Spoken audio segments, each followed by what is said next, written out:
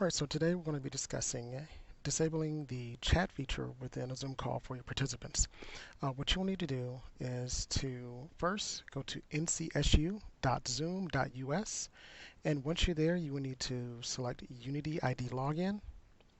And once you're logged in, you will need to go down under your personal settings, go down to settings. You'll see personal, profile, meeting, and maybe a few others depending on your level of access, but you will definitely need to go on to the section called settings.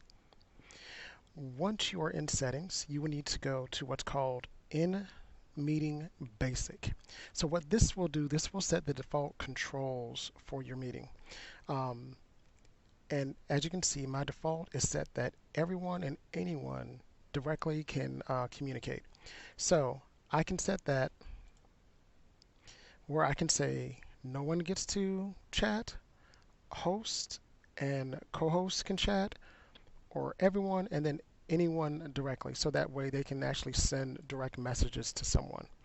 Um, Now, having them to save chats is a different control, but we're speaking specifically about the ability for anyone to chat within a meeting or to directly message someone in a meeting. So this is how you set it so that any new meeting that you start automatically has these controls.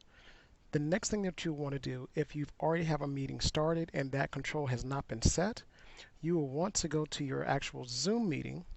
And when you're at your Zoom meeting, what you want to do is to expand the chat bar and then go down to the section where you see the smiley face and then there's these three dots where it says more.